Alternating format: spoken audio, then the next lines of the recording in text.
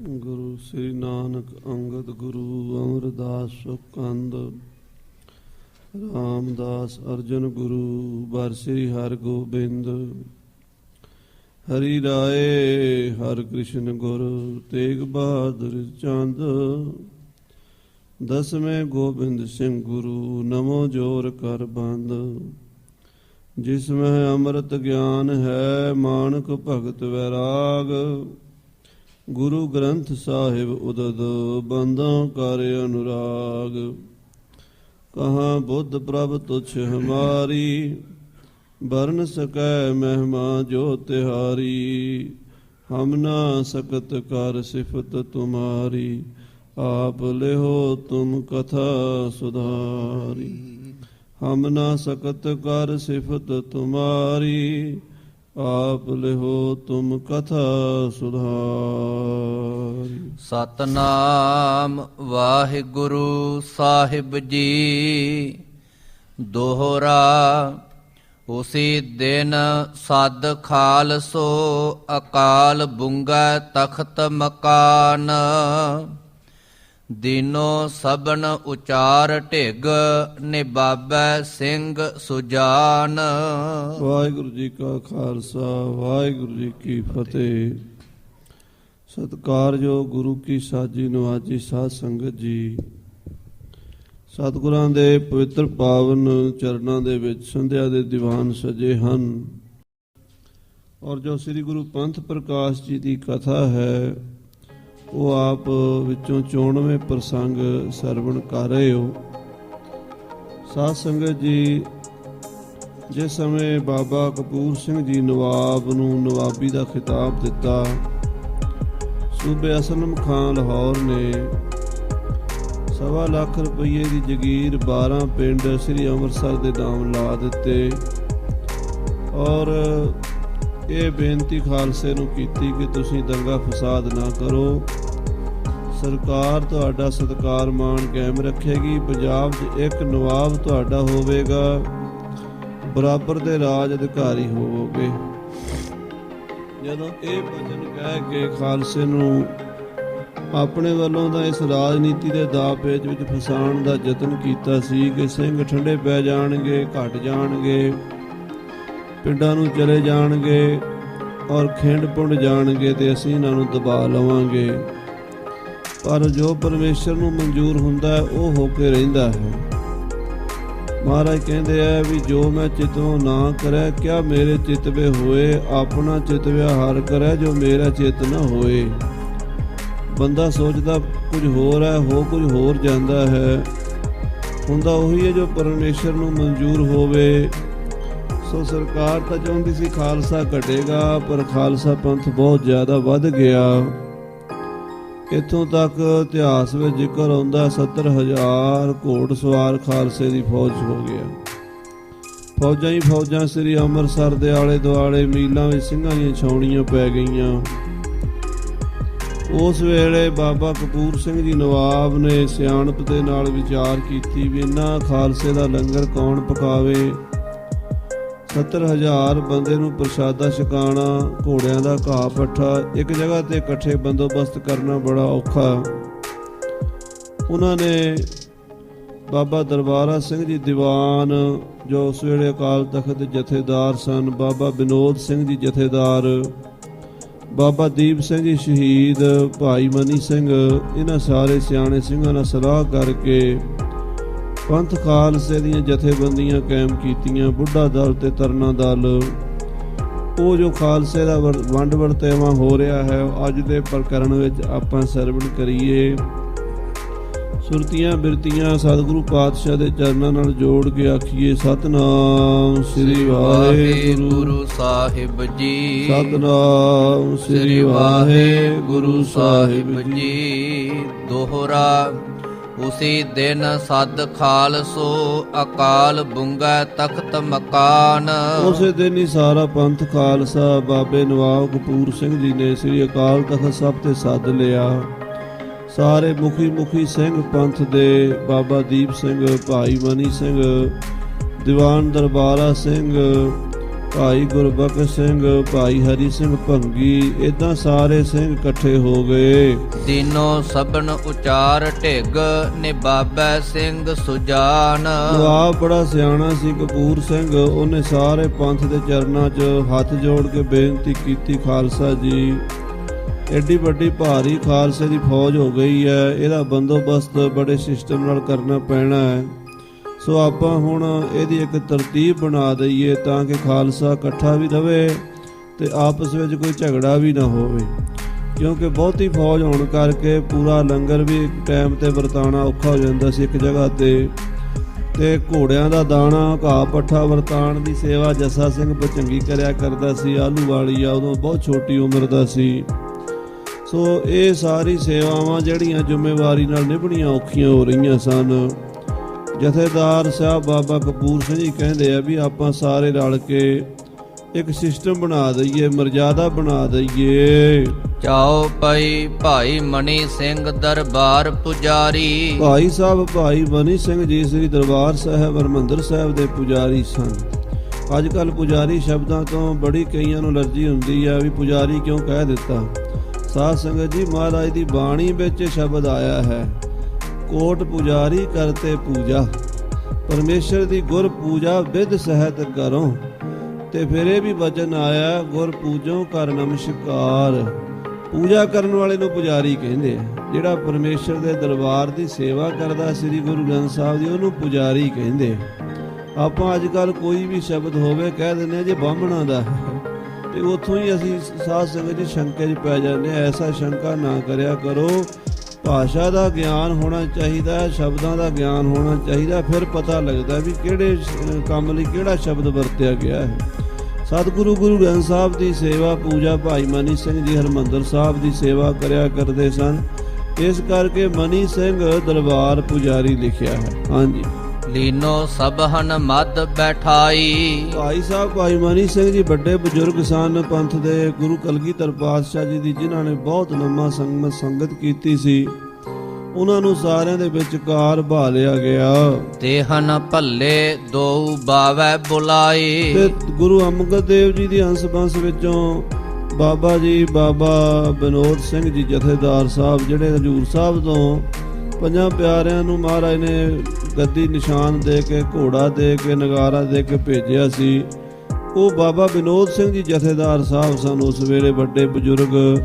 ਉਹਨਾਂ ਨੂੰ ਵਿੱਚ ਭਾ ਲਿਆ। ਭਾਈ ਕਾਹਨ ਸਿੰਘ ਜੀ ਗੁਰੂ ਅੰਗਦ ਅਮਰਦਾਸ ਸਾਹਿਬ ਦੀ ਅੰਸ਼ ਬੰਸ ਭੱਲੇ ਸਾਹਿਬਜ਼ਾਦੇ, ਉਹਨਾਂ ਨੂੰ ਵਿੱਚ ਭਾ ਲਿਆ ਗਿਆ। ਇਸ ਤਰ੍ਹਾਂ ਸਾਰੇ ਗੁਰੂ ਅੰਸ਼ੀ ਗੁਰੂ ਕੇ ਸਾਹਿਬਜ਼ਾਦੇ ਵਿੱਚ ਬੈਠੇ ਪੰਥ ਦੇ। ਕਾਹਨ ਸਿੰਘ ਔ ਬਨੋਜ ਸਿੰਘ ਥਾਈ। ਬਾਬਾ ਕਾਹਨ ਸਿੰਘ ਜੀ ਭਾਈ ਕਾਹਨ ਸਿੰਘ ਜਿਨ੍ਹਾਂ ਨੂੰ ਕਹਿੰਦੇ ਆ, ਤੇ ਬਾਬਾ ਵਿਨੋਦ ਸਿੰਘ ਜਥੇਦਾਰ, ਇਹ ਗੁਰੂ ਅੰਗਦ ਦੇਵ ਜੀ ਮਹਾਰਾਜ ਦੀ 9ਵੀਂ ਪੀੜ੍ਹੀ ਹੋਏ ਹਨ, ਸ੍ਰੀ ਖੰਡੂਰ ਸਾਹਿਬ ਦੇ ਰਹਿਣ ਵਾਲੇ। ਇਹਨਾਂ ਨੂੰ ਵਿੱਚ ਭਾਇਆ ਗਿਆ। ਸਭੇ ਪੰਥ ਜੇ ਨਾਮ ਲਿਖਈਐ। ਕਹਿੰਦੇ ਜੇ ਸਾਰੇ ਸਿੰਘਾਂ ਦੇ ਨਾਂ ਲਿਖੀਏ, ਬੜੇ ਸਿੰਘ ਸਨ, ਭਾਈ ਮਨੀ ਸਿੰਘ, ਬਾਬਾ ਦੀਪ ਸਿੰਘ, ਇਸੇ ਤਰ੍ਹਾਂ ਗੁਰਬਖਸ਼ ਸਿੰਘ ਤੇ ਭਾਈ ਹਰੀ ਸਿੰਘ ਜੀ ਭੰਗੀ ਪੰਜਵੜ ਪਿੰਡ ਦਾ ਜਰਨੈਲ ਹੋਇਆ, ਜਿਹਨੇ ਸਾਸਾਂ ਜੀ ਭੰਗੀਆਂ ਦੀ ਮਿਸਲ 12 ਮਿਸਲਾਂ ਚੋਂ ਸਭ ਤੋਂ ਤਾਕਤਵਰ ਮਿਸਲ ਭੰਗੀਆਂ ਦੀ ਹੋਈ ਹੈ। ਪਹਿਲਾਂ ਅਹਿਮਦ ਸ਼ਾਹ ਅਬਦਾਲੀ ਦੇ ਕੋਲੋਂ ਭੰਗੀਆਂ ਨੇ ਤੋਪ ਖੋਈ ਸੀ, ਜਮਜਮਾ ਤੋਪ, ਜਿਹਦੇ ਵਿੱਚ 12 ਮਣ ਦਾ ਗੋਲਾ ਪੈਂਦਾ ਸੀ, 12 ਮਣ ਦਾ ਗੋਲਾ। ਤੇ ਉਹਦਾ ਕਹਿੰਦੇ ਧਮਕ ਦੇ ਨਾਲ 60 ਮੀਲ ਦੀ ਧਰਤੀ ਕੰਬ ਜਾਂਦੀ ਸੀ, ਐਡੀ ਵੱਡੀ ਤੋਪ ਸੀ ਉਹ, ਜੋ ਅਬਦਾਲੀ ਨੇ ਤਿਆਰ ਕਰਵਾਈ ਸੀ। ਉਹਦਾ ਨਾਮ ਅਬਦਾਲੀ ਨੇ ਜਮਜਮਾ ਤੋਪ ਰੱਖਿਆ ਸੀ, ਤੇ ਭੰਗੀਆਂ ਨੇ ਖੋਹ ਲਈ, ਇਸ ਕਰਕੇ ਉਹਦਾ ਨਾਮ ਭੰਗੀਆਂ ਦੀ ਤੋਪ ਹੈ। ਅੱਜ ਵੀ ਲਾਹੌਰ ਕਿਲੇ ਦੇ ਵਿੱਚ ਕਹਿੰਦੇ ਉਹ ਸਾਂਭ ਕੇ ਰੱਖੀ ਭੰਗੀਆਂ ਦੀ ਤੋਪ। ਸੋ ਖਾਲਸਾ ਜੀ, ਇਹ ਇਹੋ ਜਿਹਾ ਜਰਨੈਲ ਹਰੀ ਸਿੰਘ ਭੰਗੀ, ਜਿਹਦੇ ਹੱਥ 'ਚ ਪਦਮ ਸੀਗਾ, ਕਹਿੰਦੇ ਇਹਦੇ ਹੱਥੋਂ ਲੰਗਰ ਨਹੀਂ ਸੀ ਨਿਖੁੱਟਦਾ, ਸਾਰਾ ਪੰਥ ਇਹਦੇ ਹੱਥੋਂ ਲੰਗਰ ਛਕਦਾ ਸੀ। ਸੋ ਇਹੋ ਜਿਹੇ ਸਿੰਘ ਜਰਨੈਲ ਆ ਪੰਥ ਦੇ ਮੁਖੀ ਬੈਠੇ ਹਨ। ਗ੍ਰੰਥ ਵਧੈ ਔ ਅੰਤ ਨਾ ਪਈਐ। ਜੇ ਸਿੰਘਾਂ ਦੇ ਸਾਰਿਆਂ ਦੇ ਨਾਮ ਮੁਖੀਆਂ ਦੇ ਲਿਖਣ ਲੱਗ ਜਾਈਏ, ਗ੍ਰੰਥ ਬਹੁਤ ਵੱਧ ਜਾਏਗਾ, ਫਿਰ ਵੀ ਪੰਥ ਦਾ ਅੰਤ ਨਹੀਂ ਪਏਗਾ। ਨਵਾਬ ਕਪੂਰ ਸਿੰਘ ਸਭ ਸੋ ਕਹੀ। ਇਹਨਾਂ ਵਿੱਚੋਂ ਸ਼੍ਰੋਮਣੀ ਜਥੇਦਾਰ ਨਵਾਬ ਕਪੂਰ ਸਿੰਘ ਜੀ ਸਨ। ਉਸ ਵੇਲੇ ਸਾਰਾ ਪੰਥ ਉਹਨਾਂ ਵੱਲ ਦੇਖਦਾ ਸੀ। ਉਹਨਾਂ ਤੋਂ ਬਜ਼ੁਰਗ ਸਿੰਘ ਵੀ ਬੈਠੇ ਸਨ, ਪਰ ਕਪੂਰ ਸਿੰਘ ਦਾ ਪ੍ਰਤਾਪ ਹੀ ਐਸਾ ਸੀ, ਸਾਰੇ ਉਹਦੀ ਗੱਲ ਸੁਣਦੇ ਸਨ, ਮੰਨਦੇ ਸਨ। ਸਾਰੇ ਪੰਥ ਵਿੱਚ ਖੜ ਕੇ ਨਵਾਬ ਕਪੂਰ ਸਿੰਘ ਬੇਨਤੀ ਕੀਤੀ। ਯਹੀ ਬਾਤ ਅਬ ਮੈਂ ਮਨ ਆਈ। ਕਹਿਣ ਲੱਗਾ ਖਾਲਸਾ ਜੀ ਮੇਰੇ ਮਨ ਵਿੱਚ ਇਹ ਬਾਤ ਆਉਂਦੀ ਹੈ, ਮੈਂ ਸਾਰੇ ਪੰਥ ਦੀ ਜੋ ਪਰਿਸਥਿਤੀ ਹੈ ਉਹ ਦੇਖ ਕੇ ਆਪਣਾ ਇੱਕ ਫੁਰਨਾ ਕੀਤਾ, ਜੇ ਤੁਹਾਨੂੰ ਸਾਰਿਆਂ ਨੂੰ ਮਨਜ਼ੂਰ ਹੋਵੇਗਾ ਤੇ ਉਹਨੂੰ ਆਪਾਂ ਪਾਸ ਕਰਾਂਗੇ। ਅੱਗੇ ਪੰਥ ਥੋ ਪਿੰਡ ਪਿੰਡ ਫਿਰ ਤੋ। ਖਾਲਸਾ ਜੀ ਅੱਗੇ ਤੇ ਪੰਥ ਖਿੰਡਿਆ ਹੋਇਆ ਸੀਗਾ ਤੇ ਪਿੰਡਾਂ 'ਚ ਵਿਚਰਦੇ ਸੀਗੇ ਸਿੰਘਾਂ ਦੇ ਜਥੇ। ਪਿੱਛੇ ਵੀ ਆਪਾਂ ਕਥਾ ਸੁਣੀ ਹੈ, ਜਦੋਂ ਮਹਾਰਾਜ ਨੇ ਅੰਮ੍ਰਿਤ ਛਕਾਇਆ ਆਨੰਦਪੁਰ ਸਾਹਿਬ ਤਾਂ 15 20 25 ਸਿੰਘਾਂ ਦੇ ਜਥੇ ਵਿਚਰਦੇ ਸੀਗੇ ਤੇ ਇੱਕ ਪਿੰਡ 'ਚ ਜੇ 25-30 ਸਿੰਘ ਚਲੇ ਜਾਂਦੇ, ਚਲੋ ਪਿੰਡ ਵਾਲੇ ਸੇਵਾ ਕਰ ਦਿੰਦੇ, ਕੋਈ ਲੰਗਰ ਪ੍ਰਸ਼ਾਦਾ ਕੋਈ ਦਾਣਾ ਘੋੜਿਆਂ ਦਾ ਘਾਹ ਪੱਠਾ ਹਾਜ਼ਰ ਹੋ ਜਾਂਦਾ, ਅਗਲੇ ਪਿੰਡ ਚਲੇ ਜਾਂਦੇ। ਅੱਗੇ ਤੇ ਇਦਾਂ ਪਿੰਡਾਂ ਦੇ ਵਿੱਚ ਭੀੜ ਵਿਚਰ ਕੇ ਗੁਜ਼ਾਰਾ ਕਰ ਲੈਂਦਾ ਸੀ। ਆਪੋ ਆਪਣੀ ਗੁਜਰਹਿ ਕਰਤੋ। ਆਪਣੀ ਗੁਜ਼ਰ ਕਰ ਲੈਂਦੇ ਸੀ। ਥੋੜੇ ਸਨ ਜਥੇ, ਕੋਈ 25 ਸਿੰਘਾਂ ਦਾ ਕੋਈ 50 ਸਿੰਘਾਂ ਦਾ, ਤੇ ਇੰਨੇ ਕੁ ਨੂੰ ਪਿੰਡ ਵਾਲੇ ਸਾਂਭ ਲੈਂਦੇ ਆ। ਤੇ ਹੁਣ ਖਾਲਸਾ ਹੋ ਗਿਆ ਹਜ਼ਾਰਾਂ ਦੀ ਗਿਣਤੀ ਵਿੱਚ। ਅਬ ਇੱਕ ਥਾਂ ਪੁੱਜੈ ਲੰਗਰ ਨਾਹੀ। ਹੁਣ ਇੰਨੀ ਫੌਜ ਖਾਲਸੇ ਦੀ ਹੋ ਗਈ ਐ, ਇੰਨੇ ਘੋੜੇ ਹੋ ਗਏ ਵੀ ਇੱਕ ਥਾਂ ਤੇ ਇੰਨਾ ਲੰਗਰ ਪਕਾਣਾ, ਇੰਨਾ ਰਾਸ਼ਨ ਪਾਣੀ ਇਕੱਠਾ ਕਰਨਾ ਉਹ ਬੜਾ ਔਖਾ ਹੈ। 70,000 ਗਿਣਤੀ ਦੱਸੀ ਹੈ ਉਸ ਵੇਲੇ ਖਾਲਸੇ ਦੀ ਇਤਿਹਾਸਕਾਰਾਂ ਨੇ। ਇੰਨੀ ਫੌਜ ਨੂੰ ਪ੍ਰਸ਼ਾਦਾ ਬਣਾ ਕੇ ਛਕਾਣਾ ਕੋਈ ਮਹਿਨੇ ਰੱਖਦਾ, ਐਡੀ ਫੌਜ ਦਾ ਕਿੱਥੋਂ ਬੰਦੋਬਸਤ ਕਰੀਏ। ਕੋ ਜੁਗਤ ਅਬ ਲਿਓ ਬਣਾਈ। ਹੁਣ ਇੰਨਾ ਕੋਈ ਖਾਲਸਾ ਜੀ ਤਰੀਕਾ ਬਣਾਈਏ, ਜੁਗਤੀ ਬਣਾਈਏ, ਜਿਹਦੇ ਨਾਲ ਆਪਣਾ ਸਾਰਿਆਂ ਦਾ ਵਧੀਆ ਪ੍ਰਬੰਧ ਚੱਲ ਸਕੇ। ਸਿੰਘਨ ਦਈਆ ਜਥੋ ਬਣਾਏ। ਆਪਾਂ ਸਿੰਘਾਂ ਦੇ ਜਥੇ ਬਣਾ ਦਈਏ, ਜਥੇਦਾਰਾਂ ਦੇ ਪ੍ਰਬੰਧ ਵਿੱਚ 10-10 5-5 ਹਜ਼ਾਰ 2-2 ਹਜ਼ਾਰ ਸਿੰਘਾਂ ਦੇ ਜਥੇ ਹੋ ਜਾਣਗੇ। ਆਪਣੇ ਜਥਿਆਂ ਨੂੰ ਸਿੰਘ ਸਾਂਭੀ ਫਿਰਨਗੇ, ਮੁਖੀ ਸਿੰਘ ਉਹਨਾਂ ਦੀ ਜ਼ਿੰਮੇਵਾਰੀ ਹੋਵੇਗੀ। ਆਪਣੇ ਅਧੀਨ ਜਿੰਨੇ ਘੋੜ ਸਵਾਰ ਹੋਣਗੇ ਉਹਨਾਂ ਦਾ ਉਹ ਖਰਚਾ ਪਾਣੀ ਜਥੇਦਾਰ ਦਿਆ ਕਰਨਗੇ। ਦੇ ਖਰਚ ਉਸ ਦਈਆ ਪਰਚਾਏ। ਔਰ ਜਥੇਦਾਰ ਨੂੰ ਖਰਚਾ ਸਾਂਝੇ ਖਜ਼ਾਨੇ ਚੋਂ ਮਿਲੇਗਾ, ਜਿਹੜਾ ਸ੍ਰੀ ਅਕਾਲ ਤਖਤ ਸਾਹਿਬ ਤੇ ਸਰਕਾਰ ਵੱਲੋਂ ਜਗੀਰ ਆ ਰਹੀ ਹੈ। ਔਰ 12 ਪਿੰਡਾਂ ਦੀ ਜਿਹੜੀ ਜਗੀਰ ਆਈ ਹੈ, ਹੋਰ ਜਿਹੜਾ ਗੁਰੂ ਕਾ ਖਜ਼ਾਨਾ ਹੈ ਉਹਦੇ ਚੋਂ ਆਪਾਂ ਵੰਡ ਲਿਆ ਕਰਾਂਗੇ ਸਾਰੇ। ਅੱਗੇ ਜਥੇਦਾਰ ਆਪਣੇ ਸਿੰਘਾਂ ਸਿਪਾਹੀਆਂ ਨੂੰ ਵੰਡ ਦਿਆ ਕਰਨਗੇ। ਸਭੀ ਖਾਲਸਾ ਸੋ ਮੰਨ ਲਈ। ਇਹ ਗੱਲ ਜਿਹੜੀ ਸੀ ਨਾ ਨਵਾਬ ਕਪੂਰ ਸਿੰਘ ਦੀ, ਇਹ ਸਾਰੇ ਖਾਲਸੇ ਨੇ ਮੰਨ ਲਈ। ਸਿੰਘ ਕਹਿਣ ਲੱਗੇ ਵੀ ਸਿਆਣੀ ਗੱਲ ਹੈ, ਹੁਣ ਇੰਨਾ ਬੰਦੋਬਸਤ ਹੁੰਦਾ ਨਹੀਂ ਸੀ। 70,000 ਘੋੜੇ ਨੂੰ ਦਾਣਾ ਵੰਡਣਾ, 70,000 ਘੋੜਿਆਂ ਨੂੰ ਪੱਠੇ ਪਾਣੇ, 70,000 ਸਿੰਘਾਂ ਨੂੰ ਪ੍ਰਸ਼ਾਦਾ ਦੇਣਾ, ਕੱਪੜਾ ਦੇਣਾ, ਹੋਰ ਵੀ ਛੋਟੇ ਮੋਟੇ ਖਰਚੇ ਹੁੰਦੇ ਹੀ ਹੈ। ਤੋ ਇਹ ਸਾਰੀਆਂ ਚੀਜ਼ਾਂ ਜਿਹੜੀਆਂ ਇੱਕ ਥਾਂ ਤੇ ਕਰਨੀਆਂ ਰੋਜ਼ ਬੜਾ ਔਖਾ ਸੀਗਾ। ਸਿੰਘਾਂ ਨੇ ਆਖਿਆ ਇਦਾਂ ਕਰੋ, ਵੰਡ ਵੰਡਈਆ ਕਰ ਲੋ ਥੋੜਾ ਜਿਹਾ। ਪਸੰਦ ਸਭਨ ਕੇ ਇਹ ਗੱਲ ਆਈ। ਇਹ ਸਾਰੇ ਪੰਥ ਨੂੰ ਗੱਲ ਪਸੰਦ ਆ ਗਈ। ਸ੍ਰੀ ਅਕਾਲ ਤਖਤ ਸਾਹਿਬ ਦੇ ਉੱਤੇ ਸਾਰੇ ਸਿਆਣੇ ਸਿੰਘ ਜੋ ਬੈਠੇ ਸਨ ਸਾਰੇ ਸਹਿਮਤ ਹੋ ਗਏ। ਦੋਹਰਾ 5 ਡੇਰਨ ਬਿਦ ਰਚ ਦਈ, 5 ਨਿਸ਼ਾਨ ਬਣਾਏ। ਬਾਬੇ ਕਪੂਰ ਸਿੰਘ ਨੇ 5 ਨਿਸ਼ਾਨ ਸਾਹਿਬ ਪ੍ਰਗਟ ਕੀਤੇ। ਜੋ ਪਹਿਲਾ ਨਿਸ਼ਾਨ ਸਾਹਿਬ ਹੈ ਉਹ ਸ੍ਰੀ ਹਜੂਰ ਸਾਹਿਬ ਤੋਂ ਦਸਮ ਪਿਤਾ ਮਹਾਰਾਜ ਗੁਰੂ ਗੋਬਿੰਦ ਸਿੰਘ ਸਾਹਿਬ ਜੀ ਨੇ ਇੱਕ ਨਗਾਰਾ ਤੇ ਇੱਕ ਨਿਸ਼ਾਨ ਬਖਸ਼ਿਸ਼ ਕੀਤਾ, ਜੋ ਅੱਜ ਬੁੱਢੇ ਦਲ ਦੇ ਵਿੱਚ ਸਾਧ ਸੰਗਤ ਜੀ ਮੌਜੂਦ ਹੈ। ਜਦੋਂ ਦਲ ਵਹੀਰ ਪੰਥ ਚੱਲਦਾ ਇੱਕ ਨਗਰ ਤੋਂ ਦੂਜੇ ਨਗਰ, ਉਹੀ ਨਿਸ਼ਾਨ ਸਾਹਿਬ ਜਾਂਦਾ। ਨਗਾਰਾ ਜੋ ਹੈ ਉਹ ਬਿਰਧ ਹੋ ਚੁੱਕਾ ਹੈ, ਇਸ ਕਰਕੇ ਉਹਦੀ ਥਾਂ ਉਹ ਨਗਾਰਾ ਜਿਹੜਾ ਪੁਰਾਣਾ ਹੈ ਉਹ ਦਮਦਮੇ ਸਾਹਿਬ ਖਜ਼ਾਨੇ ਵਿੱਚ ਹੈ, ਤੇ ਉਹਦੀ ਥਾਂ ਤੇ ਨਵਾਂ ਨਗਾਰਾ ਚੜਾਇਆ ਜਾਂਦਾ ਹੈ ਦਲ ਦੇ ਨਾਲ। ਕਿਉਂਕਿ ਨਗਾਰੇ ਦੀਆਂ ਜਿਹੜੀਆਂ ਰਿਵਟਾਂ ਹੁੰਦੀਆਂ ਨਾ ਉਹ ਪੁਰਾਣੀਆਂ ਹੋਣ ਕਰਕੇ ਉਹਦੇ ਵਿੱਚੋਂ ਛੇਕ ਹੋ ਗਏ ਸਨ, ਉਹ ਹੁਣ ਬਦਲ ਦਿੱਤਾ। ਪਰ ਨਿਸ਼ਾਨ ਸਾਹਿਬ ਉਹੀ ਹੈ ਜਿਹੜਾ ਮਹਾਰਾਜ 10ਵੇਂ ਪਾਤਸ਼ਾਹ ਜੀ ਨੇ ਆਪਣੇ ਹੱਥੀਂ ਦੇ ਕੇ ਤੋਰਿਆ ਸੀ ਬਾਬਾ ਵਿਨੋਦ ਸਿੰਘ ਸਾਹਿਬ ਜੀ ਤੇ ਪੰਜਾਂ ਪਿਆਰਿਆਂ ਨੂੰ। ਸੋ ਖਾਲਸਾ ਜੀ ਹੁਣ ਉਸ ਨਿਸ਼ਾਨ ਸਾਹਿਬ ਤੋਂ ਅੱਗੇ 5 ਨਿਸ਼ਾਨ ਸਾਹਿਬ ਬਾਬਾ ਜੀ ਹੋਰ ਪ੍ਰਗਟ ਕਰਨ ਲੱਗੇ। ਬਾਬਾ ਕਪੂਰ ਸਿੰਘ ਜੀ ਉਹਨਾਂ ਨੇ 5 ਨਿਸ਼ਾਨ ਤਿਆਰ ਕੀਤੇ। 5 ਨਿਸ਼ਾਨ ਸਾਹਿਬਾਂ ਦੀ ਤਾਬਿਆ 5 ਜਥੇ ਖਾਲਸੇ ਦੇ ਬਣ ਗਏ। ਪੰਜੋ ਝੰਡੇ ਤਾਓ ਗੱਡੇ, ਸ੍ਰੀ ਅਕਾਲ ਬੁੰਗੇ ਤੇ ਲਿਆਏ। ਸ੍ਰੀ ਅਕਾਲ ਤਖਤ ਸਾਹਿਬ ਜੀ ਤੋਂ 5 ਨਿਸ਼ਾਨ ਦਿੱਤੇ ਗਏ।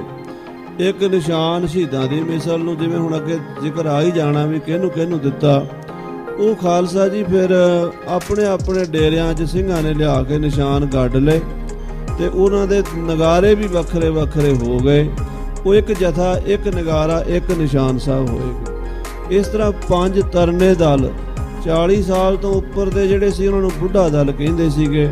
ਕਿਉਂਕਿ ਗੁਰੂ ਹਰਗੋਬਿੰਦ ਸਾਹਿਬ ਗਵਾਲੀਅਰ ਦੇ ਕਿਲੇ ਜਦੋਂ ਬੰਦ ਸਨ ਤਾਂ ਉੱਥੇ ਸਤਿਗੁਰੂ ਪਾਤਸ਼ਾਹ ਮਹਾਰਾਜ ਨੂੰ ਭੇਜਿਆ ਤਾਂ 40 ਦਿਨਾਂ ਵਾਸਤੇ ਸੀ ਜਹਾਂਗੀਰ ਨੇ, ਪਰ ਸਤਿਗੁਰਾਂ ਨੂੰ ਅੰਦਰ ਭੇਜ ਕੇ ਬਾਅਦ 'ਚ ਭੁੱਲ ਗਿਆ ਸੀਗਾ।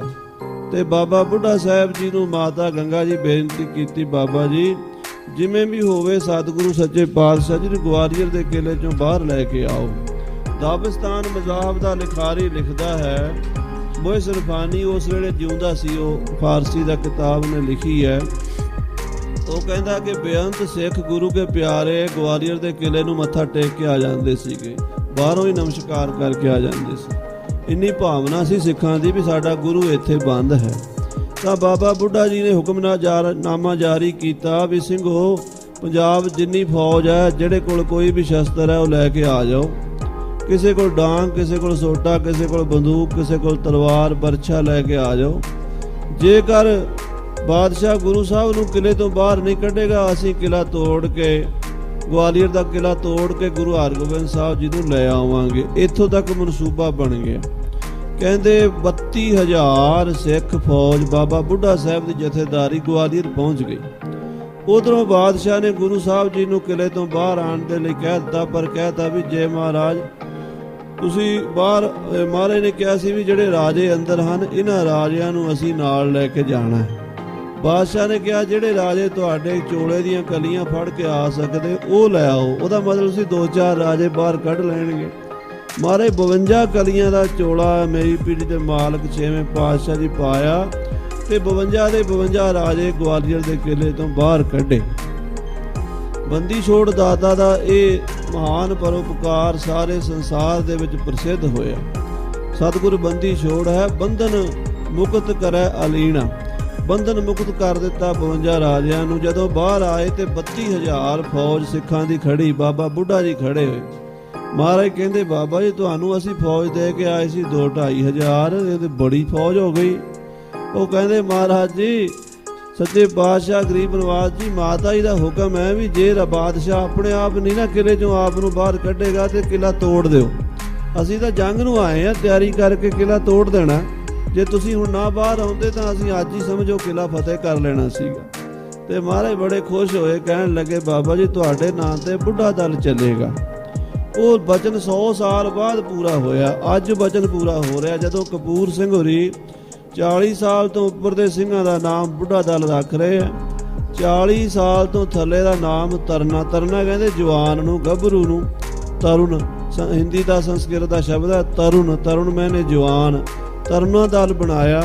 ਉਹਦੇ ਵਿੱਚ 5 ਜਥੇ ਬਣਾਏ ਹਨ। ਚੌਪਈ ਪ੍ਰਥਮ ਸ਼ਹੀਦਨ ਔ ਨਿਹੰਗਨ ਫੜਾਇਓ। ਪਹਿਲਾ ਨਿਸ਼ਾਨ ਸਾਹਿਬ ਜਿਹੜਾ ਦਿੱਤਾ ਹੈ ਉਹ ਨਿਹੰਗ ਸਿੰਘਾਂ ਨੂੰ ਦਿੱਤਾ ਹੈ ਬਾਬਾ ਕਪੂਰ ਸਿੰਘ ਜੀ ਨੇ, ਜਿਨ੍ਹਾਂ ਨੂੰ ਸ਼ਹੀਦਾਂ ਦੀ ਮਿਸਲ ਵੀ ਕਹਿੰਦੇ ਆ ਤੇ ਨਿਹੰਗਾਂ ਦੀ ਮਿਸਲ ਵੀ ਕਹਿੰਦੇ ਆ। ਦੀਪ ਸਿੰਘ ਸਿੰਘ ਕਰਮ ਸੋ ਗਾਇਓ। ਇਹਦੇ ਜਥੇਦਾਰ ਬਾਬਾ ਦੀਪ ਸਿੰਘ ਜੀ ਪਹੂਵਿੰਡ ਵਾਲੇ, ਸ਼ਹੀਦ ਬਾਬਾ ਦੀਪ ਸਿੰਘ ਜੀ, ਜਿਨ੍ਹਾਂ ਨੂੰ ਸ਼ਹੀਦਾਂ ਦੀ ਮਿਸਲ ਦਾ ਮੋਢੀ ਮੰਨਿਆ ਜਾਂਦਾ ਹੈ। ਸ਼ਹੀਦ ਤਾਂ ਬਾਬਾ ਜੀ ਬਹੁਤ ਬਾਅਦ 'ਚ ਹੋਏ ਨੇ, ਪਰ ਇਹਨਾਂ ਦੇ ਨਾਮ ਨਾਲ ਸ਼ਹੀਦ ਸ਼ਬਦ ਪਹਿਲਾਂ ਹੀ ਜੁੜ ਚੁੱਕਾ ਸੀ। ਇਹ ਵੀ ਦੇਖੋ ਖੇਡ ਅਕਾਲ ਪੁਰਖ ਦੀ ਵੀ ਇਹਨਾਂ ਨੂੰ ਸ਼ਹੀਦੀ ਮਿਲੀ ਤਾਂ ਬਹੁਤ ਵੱਡੀ ਉਮਰ 'ਚ ਹੈ। ਜਦੋਂ ਜਹਾਨ ਖਾਨ ਨੇ ਬੇਅਦਬੀ ਕੀਤੀ ਦਰਬਾਰ ਸਾਹਿਬ ਦੀ, ਉਦੋਂ ਸੀਸ ਤਲੀ ਤੇ ਧਰ ਕੇ ਦਰਬਾਰ ਸਾਹਿਬ ਪਹੁੰਚੇ। ਪਰ ਬਾਬਾ ਜੀ ਗੁਰਬਖਸ਼ ਸਿੰਘ, ਬਾਬਾ ਦੀਪ ਸਿੰਘ ਜੀ ਹੋਰਾਂ ਨੂੰ ਪਹਿਲਾਂ ਹੀ ਸ਼ਹੀਦਾਂ ਦੀ ਮਿਸਲ ਦਾ ਜਥੇਦਾਰ ਮੰਨਿਆ ਗਿਆ। ਸੋ ਪਹਿਲਾ ਜਥਾ ਸ਼ਹੀਦਾਂ ਦਾ ਨਿਹੰਗਾਂ ਸਿੰਘਾਂ ਦਾ ਸੀਗਾ, ਜਿਹਦੇ ਮੁਖੀ ਬਾਬਾ ਦੀਪ ਸਿੰਘ ਜੀ ਹੋਏ। ਦੋਏ ਕਰਮ ਧਰਮ ਸਿੰਘ ਅੰਮ੍ਰਿਤ ਸਰੀਏ। ਦੀਪ ਸਿੰਘ ਦੇ ਨਾਲ ਇੱਕ ਦੂਸਰਾ ਸਿੰਘ ਸੀ ਕਰਮ ਸਿੰਘ ਸ਼ਹੀਦ। ਤੁਸੀਂ ਕਦੀ ਅਕਾਲ ਤਖਤ ਸਾਹਿਬ ਤੇ ਸ਼ਾਮ ਨੂੰ ਜਾਓ ਨਾ, ਉੱਥੇ ਸ਼ਸਤਰਾਂ ਦੇ ਦਰਸ਼ਨ ਕਰਾਉਂਦੇ। ਬਾਬਾ ਦੀਪ ਸਿੰਘ ਦੇ ਸ਼ਸਤਰਾਂ ਦੇ ਦਰਸ਼ਨ ਕਰਾਏ ਜਾਂਦੇ ਤੇ ਨਾਲ ਕਰਮ ਸਿੰਘ ਸ਼ਹੀਦ ਦੇ ਵੀ ਦਰਸ਼ਨ ਕਰਾਏ ਜਾਂਦੇ ਸ਼ਸਤਰਾਂ ਦੇ। ਕਰਮ ਸਿੰਘ ਦੇ ਗਾਤਰੇ ਦਾ ਪਿਸਤੌਲ ਵੀ ਦਿਖਾਇਆ ਜਾਂਦਾ, ਉਹ ਸ੍ਰੀ ਅਕਾਲ ਤਖਤ ਸਾਹਿਬ ਤੇ ਮੌਜੂਦ ਹੈ। ਸੋ ਭਾਈ ਕਰਮ ਸਿੰਘ ਤੇ ਬਾਬਾ ਦੀਪ ਸਿੰਘ ਸ਼ਹੀਦਾਂ ਦੀ ਮਿਸਲ ਵਾਲੇ। ਦੂਸਰਾ ਜਥਾ ਸੀਗਾ ਕਰਮ ਸਿੰਘ ਤੇ ਧਰਮ ਸਿੰਘ, ਇਹ ਅੰਮ੍ਰਿਤਸਰੀਏ, ਅੰਮ੍ਰਿਤਸਰ ਦੇ ਸੀਗੇ ਕਰਮ ਸਿੰਘ ਤੇ ਧਰਮ ਸਿੰਘ। ਹਾਂਜੀ, ਦਇਓ ਉਨੈ ਥੋ ਜਾਤ ਖੱਤਰੀਏ। ਇਹ ਅੰਮ੍ਰਿਤਸਰ ਦੇ ਖੱਤਰੀ ਸਨ, ਖੱਤਰੀ ਬਰਾਦਰੀ ਵਿੱਚੋਂ ਸਿੰਘ ਸਜੇ ਸਨ। ਭਾਈ ਕਰਮ ਸਿੰਘ ਜੀ, ਧਰਮ ਸਿੰਘ ਜੀ, ਇਹ ਦੂਸਰਾ ਕਰਮ ਸਿੰਘ ਹੈ। ਕਰਮ ਸਿੰਘ ਸ਼ਹੀਦਾਂ ਦੀ ਮਿਸਲ ਜੋ ਵੱਖਰਾ ਹੈ, ਜਿਹੜਾ ਅੰਮ੍ਰਿਤਸਰੀਆਂ ਦੀ ਮਿਸਲ ਦਾ ਮੁਖੀ ਬਣਿਆ ਹੈ ਉਹ ਕਰਮ ਸਿੰਘ ਵੱਖਰਾ ਹੈ। ਇਹ ਕਰਮ ਸਿੰਘ ਧਰਮ ਸਿੰਘ ਖੱਤਰੀ ਬਰਾਦਰੀ ਵਿੱਚੋਂ ਦੂਸਰੇ ਜਥੇ ਦੇ ਮੋਹਰੀ ਬਣੇ ਹਨ। ਤੀਜੋ ਚੱਕਿਓ ਬਾਬਨ ਬੜ ਅੰਸੀ। ਤੀਜਾ ਨਿਸ਼ਾਨ ਸਾਹਿਬ ਗੁਰੂ ਅੰਗਦ ਦੇਵ ਜੀ ਤੇ ਗੁਰੂ ਅਮਰਦਾਸ ਜੀ ਦੀ ਔਲਾਦ ਜਿਹੜੇ ਸਾਹਿਬਜ਼ਾਦੇ ਸੀਗੇ ਬਾਬੇ, ਉਹਨਾਂ ਨੂੰ ਮਿਲਿਆ ਹੈ। ਤੇਹਨ ਭੱਲੇ ਥੇ ਆਦ ਗੁਰ ਅੰਸੀ। ਇਹ ਗੁਰੂ ਦੀ ਅੰਸ਼ ਬੰਸ ਗੁਰੂ ਅੰਗਦ ਦੇਵ ਜੀ ਤੇ ਗੁਰੂ ਅਮਰਦਾਸ ਜੀ ਦਾ ਪਰਿਵਾਰ ਸੀਗਾ। ਤੀਸਰਾ ਨਿਸ਼ਾਨ ਸਾਹਿਬ ਤਰਨੇ ਦਲ ਦਾ ਉਹਨਾਂ ਨੂੰ ਦਿੱਤਾ ਹੈ। ਚੌਥੋ ਸਿੰਘ ਦਸੌਂਦਾ ਨਾਮ। ਚੌਥਾ ਜਿਹੜਾ ਸਾਧ ਸੰਗਤ ਜੀ ਨਿਸ਼ਾਨ ਸੀ ਦਸੌਂਦਾ ਸਿੰਘ ਗਿੱਲ ਹੋਇਆ ਬੁੱਢੇ ਕੋਟ ਦਾ। ਇਹ ਬੜਾ ਮਹਾਬਲੀ ਹੋਇਆ ਜਿਹਦੇ ਵਿੱਚੋਂ ਬਾਅਦ ਚ ਨਿਸ਼ਾਨਾਂ ਵਾਲੀ ਮਿਸਲ ਨਿਕਲੀ ਹੈ। ਦਸੌਂਦਾ ਸਿੰਘ ਗਿੱਲ ਦਾ ਸਾਡੇ ਅੰਬਾਲੇ ਗੁਰਦੁਆਰੇ ਮੰਜੀ ਸਾਹਿਬ ਦੇ ਲਾਗੇ ਹੀ ਸਮਾਧਾ ਬਣਿਆ ਹੋਇਆ। ਉਹ ਮਿਸਲ ਅੰਬਾਲੇ ਤੇ ਰਾਜ ਕਰਦੀ ਰਹੀ ਹੈ। ਸੋ ਇਹ ਜਿਹੜਾ ਦਸੌਂਦਾ ਸਿੰਘ ਸੀ ਚੌਥਾ ਨਿਸ਼ਾਨ ਇਹਨੂੰ ਮਿਲਿਆ ਹੈ। ਗਿੱਲ ਜੱਟ ਕੋਟ ਬੁੱਢਾ ਥੋ ਧਾਮ। ਇਹ ਬੁੱਢੇ ਕੋਟ ਦਾ ਰਹਿਣ ਵਾਲਾ ਗਿੱਲ ਸੀਗਾ, ਜਾਤ ਇਹਦੀ ਗਿੱਲ ਸੀ ਜੋ ਜੱਟ ਜ਼ਿਮੀਂਦਾਰਾਂ ਵਿੱਚੋਂ। ਪੰਜਵੋ ਰੰਗਰੇਟੋ ਵੀਰ ਸਿੰਘ ਨਾਏ। ਪੰਜਵਾਂ ਜਿਹੜਾ ਨਿਸ਼ਾਨ ਮਿਲਿਆ ਵੀਰ ਸਿੰਘ ਰੰਗਰੇਟੇ ਨੂੰ ਮਿਲਿਆ। ਵੀਰ ਸਿੰਘ ਰੰਗਰੇਟੇ ਗੁਰੂ ਕੇ ਬੇਟੇ ਜੋ ਮਹਾਰਾਜ ਭਾਈ ਜੈਤੇ ਨੂੰ ਕਿਹਾ ਸੀ, ਜਿਨ੍ਹਾਂ ਨੂੰ ਆਮ ਲੋਕ ਨੀਵਾਂ ਸਮਝਦੇ ਸੀ, ਦਸਵੇਂ ਪਾਤਸ਼ਾਹ ਨੇ ਆਪਣੇ ਪੁੱਤਰ ਕਹਿ ਕੇ ਭਾਈ ਕਹਿ ਕੇ ਸਨਮਾਨ ਦਿੱਤਾ ਸੀਗਾ। ਉਹ ਰੰਗਰੇਟੇ ਗੁਰੂ ਕੇ ਬੇਟੇ ਸਨ। ਮਹਾਰਾਜ ਸੱਚੇ ਪਾਤਸ਼ਾਹ ਦੇ ਪੰਥ ਵਿੱਚ ਅੱਗੇ ਹੋ ਕੇ ਜੰਗ ਲੜਿਆ ਕਰਦੇ ਸੀਗੇ। ਵੀਰ ਸਿੰਘ ਧੀਰ ਸਿੰਘ ਨੇ ਕਹਿੰਦੇ ਦਮਦਮੇ ਸਾਹਿਬ ਪ੍ਰੀਖਿਆ ਵੀ ਪਾਸ ਕੀਤੀ ਸੀ। ਜਦੋਂ ਮਹਾਰਾਜ ਦਸਵੇਂ ਪਾਤਸ਼ਾਹ ਨੇ ਆਖਿਆ ਨਾ ਡੱਲੇ ਕੋਲ ਜਾ ਕੇ ਸਤਿਗੁਰੂ ਠਹਿਰੇ, ਤੇ ਡੱਲਾ ਕਹਿੰਦਾ ਮਹਾਰਾਜ ਚਮਕੌਰ ਦੇ ਜੰਗ 'ਚ ਮੈਨੂੰ ਕਿਉਂ ਨਹੀਂ ਯਾਦ ਕੀਤਾ, ਮੈਨੂੰ ਬੁਲਾ ਲੈਂਦੇ, ਮੈਂ ਫੌਜਾਂ ਲੈ ਕੇ ਆਉਂਦਾ ਤੇ ਮਹਾਰਾਜ ਤੁਰਕਾਂ ਦੀਆਂ ਫੌਜਾਂ ਨੂੰ ਭਾਜੜਾਂ ਪਾ ਦਿੰਦਾ। ਉਹਦੇ ਕੋਲ 300-400 ਚੰਗੇ ਗੱਭਰੂ ਜਵਾਨ ਸੀਗੇ ਡੱਲੇ ਦੇ ਕੋਲ, ਤੇ ਉਹਨੂੰ ਮਾਣ ਸੀਗਾ ਤੇ ਗੱਪਾਂ ਮਾਰਨ ਲੱਗ ਪਿਆ। ਕਹਿੰਦਾ ਮੇਰੀ ਫੌਜ ਨੂੰ ਬੁਲਾਣਾ ਸੀਗਾ। ਦਸਵੇਂ ਪਾਤਸ਼ਾਹ ਕਹਿੰਦੇ ਕੋਈ ਨਹੀਂ, ਸਮਾਂ ਲੰਘ ਗਿਆ ਜਿਹੜਾ ਚੰਗਾ ਹੀ ਲੰਘਿਆ। ਕਹਿੰਦਾ ਨਹੀਂ ਫੇਰ ਵੀ ਮਹਾਰਾਜ ਮੈਨੂੰ ਜ਼ਰੂਰ ਬੁਲਾਣਾ ਸੀਗਾ, ਫੇਰ ਦੇਖਦੇ ਸਾਹਿਬਜ਼ਾਦੇ ਸ਼ਹੀਦ ਹੀ ਨਹੀਂ ਹੋ ਸਕਦੇ। ਕਹਿੰਦਾ ਜੇ ਮੈਂ ਪਹੁੰਚ ਜਾਂਦਾ ਤੇ। ਸਤਿਗੁਰੂ ਪਾਤਸ਼ਾਹ ਮਹਾਰਾਜ ਕਲਗੀਧਰ ਪਿਤਾ ਜੀ ਜਾਣੀ ਜਾਣ ਉਹਦੇ ਹੰਕਾਰ ਨੂੰ ਜਾਣ ਗਏ। ਇਤਨੇ ਨੂੰ ਲਾਹੌਰ ਤੋਂ ਇੱਕ ਸਿੱਖ ਨੇ ਆ ਕੇ ਬੰਦੂਕ ਭੇਟਾ ਕੀਤੀ। ਮਹਾਰਾਜ ਕਹਿੰਦੇ ਡੱਲਿਆ ਬੰਦੂਕ ਬੜੀ ਸੋਹਣੀ ਲੱਗਦੀ ਹੈ, ਦੇਖੀਏ ਬੰਦਾ ਮਾਰਦੀ ਹੈ ਕਿ ਐਵੇਂ ਹੀ ਹੈ।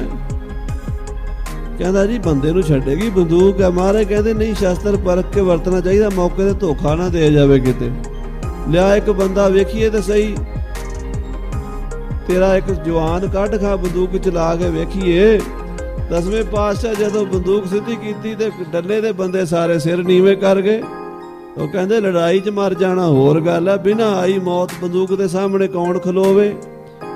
ਮਹਾਰਾਜ ਕਹਿੰਦੇ ਡੱਲਿਆ ਚੱਲ, ਇਹ ਤੇ ਵਿਚਾਰੇ ਤਨਖਾਹਦਾਰ ਤੇਰੇ ਨੌਕਰ ਨੇ, ਤੂੰ ਤੇ ਸਾਡਾ ਜਰਨੈਲ ਹੈ, ਤੂੰ ਤੇ ਆ ਜਾ ਸਾਹਮਣੇ। ਉਹ ਵੀ ਮੂੰਹ ਸਿਰ ਨੀਵਾ ਕਰ ਗਿਆ। ਕਹਿੰਦਾ ਮਹਾਰਾਜ ਕਿਸੇ ਝੋਟੇ ਤੇ ਨਾ ਪਰਖ ਲਈਏ ਜਾਂ ਕਿਸੇ ਬੱਕਰੇ ਬੁਕਰੇ ਤੇ ਗੋਲੀ ਚਲਾ ਕੇ। ਮਹਾਰਾਜ ਕਹਿੰਦੇ ਵੇਖਣਾ ਤੇ ਬੰਦਾ ਮਾਰ ਕੇ ਆ, ਝੋਟੇ ਥੋੜਾ ਮਾਰਨੇ ਆਪਾਂ, ਬੰਦਾ ਵੇਖਣਾ ਮਰਦਾ ਕਿ ਨਹੀਂ। ਅੱਗੇ ਖੜਾ ਹੋ, ਸਿਰ ਨੀਵਾ ਕਰ ਗਿਆ। ਫਿਰ ਪਾਤਸ਼ਾਹ ਕਹਿੰਦੇ ਇਸ਼ਾਰਾ ਕੀਤਾ, ਜਾਓ ਬਾਹਰ ਸਾਡਾ ਸਿੰਘ ਖਾਲਸੇ ਬੈਠੇ ਉਹਨਾਂ ਬੁਲਾਓ। ਇਹ ਵੀਰ ਸਿੰਘ ਧੀਰ ਸਿੰਘ ਰੰਗਰੇਟੇ ਦੋਵੇਂ ਕਹਿੰਦੇ ਨੇ ਭਰਾ ਸੀ ਵੱਡੇ ਛੋਟੇ। ਅੱਧਾ ਕੁ ਦਮਾਲਾ ਸਿਰ ਤੇ ਸਜਿਆ ਸੀ, ਅੱਧਾ ਕੁ ਸਜਾ ਰਹੇ ਸੀ, ਤੇ ਆਵਾਜ਼ ਆਈ ਵੀ ਸਿੰਘੋ ਤੁਹਾਨੂੰ ਮਹਾਰਾਜ ਬੁਲਾਉਂਦੇ, ਗੋਲੀ ਮਾਰ ਕੇ ਦੇਖਣੀ ਹੈ। ਉਹ ਦੋਵੇਂ ਦੌੜ ਪਏ, ਭੱਜ ਪਏ। ਉਹ ਕਹੇ ਤੂੰ ਪਰਾਂ ਹਟ, ਉਹ ਕਹੇ ਤੂੰ ਪਰਾਂ ਹਟ, ਆਪਸ ਲੜ ਪਏ। ਮਹਾਰਾਜ ਕਹਿੰਦੇ ਲੜਦੇ ਕਿਉਂ? ਕਹਿੰਦੇ ਜੀ ਇਹ ਵੱਡਾ ਭਾਈ ਕਹਿੰਦਾ ਮੈਂ ਬੰਦੂਕ ਦੀ ਨਿਸ਼ਾਨਾ ਬਣਨਾ, ਛੋਟਾ ਕਹਿੰਦਾ ਮੈਂ ਬਣਨਾ। ਆਪਸ 'ਚ ਉਹ ਕਹਿੰਦਾ ਮੈਂ ਪਹਿਲਾਂ ਆਵਾਜ਼ ਸੁਣੀ ਸੀ, ਮੇਰੀ ਵਾਰੀ ਹੈ। ਦੂਜਾ ਕਹਿੰਦਾ ਨਹੀਂ ਤੂੰ ਘਰ ਸਾਂਭਣਾ ਵੱਡਾ, ਮੈਨੂੰ ਸ਼ਹੀਦ ਹੋ ਜਾਣ ਦੇ ਗੁਰੂ ਦੇ ਹੱਥੋਂ। ਮਹਾਰਾਜ ਕਹਿੰਦੇ ਦੋਵੇਂ ਹੀ ਮਾਰ ਦਿੰਦੇ, ਖਲੋ ਜਾਓ। ਉਹ ਦੋਵੇਂ ਖਲੋ ਗਏ। ਮਹਾਰਾਜ ਨੇ ਸਿੱਧੇ ਕੀਤੀ ਬੰਦੂਕ, ਉਹ ਛਾਤੀ ਤਾਣ ਕੇ ਬੜੇ ਖੁਸ਼ੀ ਨਾਲ ਵੀ ਮਹਾਰਾਜ ਦਸਵੇਂ ਪਾਤਸ਼ਾਹ ਦੇ ਹੱਥੋਂ ਸਾਡੀ ਮੁਕਤੀ ਹੋਣ ਲੱਗੀ ਹੈ। ਤੇ ਖਲੋਤੇ ਤੇ ਮਹਾਰਾਜ ਬੰਦੂਕ ਤੁਹਾਨੂੰ ਕਰਕੇ ਘੋੜਾ ਦੱਬ ਦਿੱਤਾ, ਸਿਰ ਤੋਂ ਗੋਲੀ ਕੱਢ ਦਿੱਤੀ। ਡੱਲਾ ਮੂੰਹ ਚੁੰਗਲਾਂ ਪਾ ਕੇ ਹੈਰਾਨ। ਮਹਾਰਾਜ ਕਹਿੰਦੇ ਡੱਲਿਆ ਚਮਕੌਰ ਤੇ ਜੰਗ 'ਚ ਤੇਰੇ ਵਰਗੇ ਨਹੀਂ ਇਹੋ ਜਿਹੇ ਕੰਮ ਆਏ ਆ, ਉੱਥੇ ਤੇਰੇ ਵਰਗਿਆਂ ਦੀ ਵੱਸ ਦੀ ਗੱਲ ਨਹੀਂ ਸੀ, ਜਿੱਥੇ 10 ਲੱਖ ਵੈਰੀ ਚੜ੍ਹ ਕੇ ਆਇਆ ਹੋਇਆ ਸੀ।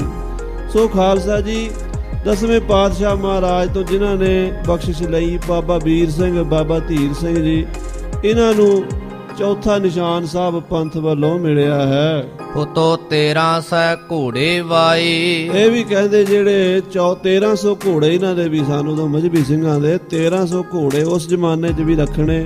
ਇਹ ਕੋਈ ਗੁਰੂ ਦੀ ਕਿਰਪਾ ਹੀ ਸੀ ਜਿਨ੍ਹਾਂ ਨੂੰ ਕਹਿੰਦੇ ਵੀ ਘਾਹ ਖੁਰਚਦਿਆਂ ਗਰੀਬੀ 'ਚ ਦਿਹਾੜੀ ਕਰਦਿਆਂ ਸਦੀਆਂ ਬੀਤ ਗਈਆਂ। 10ਵੇਂ ਪਾਤਸ਼ਾਹ ਕਹਿੰਦੇ ਮੈਂ ਸਰਦਾਰੀਆਂ ਦੇ ਦਿਆਂਗਾ ਇਨ ਗਰੀਬ ਸਿੱਖਨ ਕੋ ਤੈਹੋਂ ਪਾਤਸ਼ਾਹੀ, ਇਹ ਯਾਦ ਕਰੇ ਹਮਰੀ ਗੁਰਿਆਈ। 1300 ਘੋੜੇ ਵੀਰ ਸਿੰਘ ਧੀਰ ਸਿੰਘ ਦੇ ਕੋਲ ਘੋੜ ਸਵਾਰ ਇੰਨੇ ਸਿੰਘ ਮਜ਼੍ਹਬੀ ਸਿੰਘ ਸਨ। ਐਸੇ ਲਈ ਜੁਗਤ ਬਣਾਏ। ਇਸ ਤਰ੍ਹਾਂ ਬਾਬਾ ਕਪੂਰ ਸਿੰਘ ਜੀ ਨੇ 5 ਨਿਸ਼ਾਨ ਸਾਹਿਬ, ਇੱਕ ਸ਼ਹੀਦਾਂ ਦੀ ਮਿਸਲ ਨੂੰ ਬਾਬਾ ਦੀਪ ਸਿੰਘ ਹੋਰਾਂ ਨੂੰ, ਇੱਕ ਕਰਮ ਸਿੰਘ ਧਰਮ ਅੰਮ੍ਰਿਤਸਰੀਏ ਖੱਤਰੀਆਂ ਨੂੰ, ਇੱਕ ਖੰਡੂਰ ਸਾਹਿਬ ਤੇ ਗੋਇੰਦਵਾਲ ਦੇ ਬਾਬਿਆਂ ਨੂੰ, ਇੱਕ ਨਿਸ਼ਾਨ ਸਾਹਿਬ ਦਸੌਂਧਾ ਸਿੰਘ ਨੂੰ ਤੇ ਇੱਕ ਨਿਸ਼ਾਨ ਸਾਹਿਬ ਮਜ਼੍ਹਬੀ ਸਿੰਘਾਂ ਨੂੰ ਦੇ ਕੇ 5 ਨਿਸ਼ਾਨ ਸਾਹਿਬ 5 ਤਰਨੇ ਦਲ ਕਾਇਮ ਕਰ ਦਿੱਤੇ। ਜੋ ਸੁਣੀ ਰਤਨ ਸਿੰਘ ਸੋ ਦਈ ਗਾਏ। ਭਾਈ ਰਤਨ ਸਿੰਘ ਜੀ ਕਹਿੰਦੇ ਜੋ ਅਸੀਂ ਆਪਣੇ ਬਜ਼ੁਰਗਾਂ ਤੋਂ ਸੁਣੀ ਹੈ ਗੱਲ ਵੀ ਉਦੋਂ ਸ੍ਰੀ ਅਕਾਲ ਤਖਤ ਤੇ ਏਦਾਂ ਪੰਥ ਦੀ ਨਿਸ਼ਾਨਾਂ ਦੀ ਵੰਡ ਹੋਈ ਸੀ, ਉਹ ਮੈਂ ਲਿਖ ਰਿਹਾ ਹਾਂ। ਦੋਹਰਾ ਜੇ ਕੋ ਪੁੱਛੈ ਪ੍ਰਸ਼ਨ ਜਹ, ਨਵਾਬ ਕਪੂਰ ਸਿੰਘ ਕੀ ਜਾਤ। ਹੁਣ ਜੇ ਕੋਈ ਸਵਾਲ ਕਰੇ, ਪ੍ਰਸ਼ਨ ਪੁੱਛੇ ਵੀ ਨਵਾਬ ਕਪੂਰ ਸਿੰਘ ਕੌਣ ਸੀਗਾ, ਕਿਹੜੀ ਜਾਤ ਵਿੱਚੋਂ ਸੀਗਾ, ਕੌਣ ਪਿੰਡ ਆਉ ਗੋਤ ਕੋਏ, ਸੋਈ ਸੁਣੀ ਅਬ ਬਾਤ। ਇਹਦੀ ਜਾਤ ਕੀ ਸੀ, ਇਹਦਾ ਪਿੰਡ ਕੀ ਸੀਗਾ ਤੇ ਇਹ ਕਿਹੜੀ ਬਰਾਦਰੀ 'ਚ ਕਿੱਥੇ ਪੈਦਾ ਹੋਇਆ ਸੀ ਇਹ ਸਿੰਘ।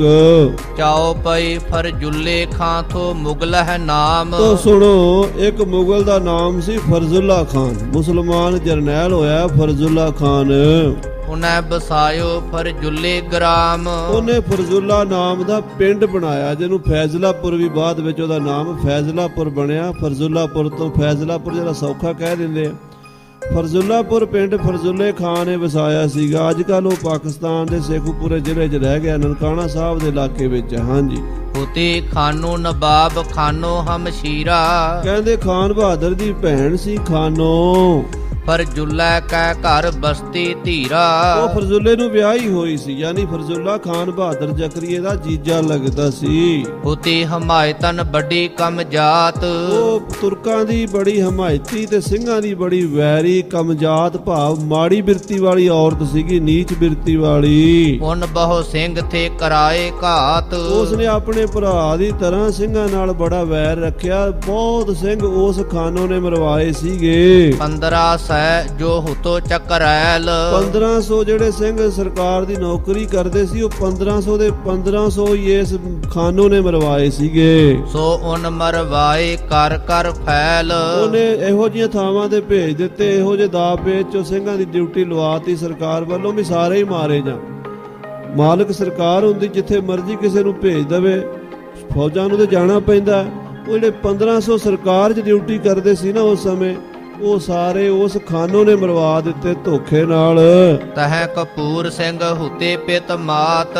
ਸੋ ਖਾਲਸਾ ਜੀ, ਉਹ ਪਿੰਡ ਫਰਜ਼ੁੱਲਾਪੁਰ ਹੀ ਭਾਈ ਕਪੂਰ ਸਿੰਘ ਦਾ ਪਿੰਡ ਹੈ।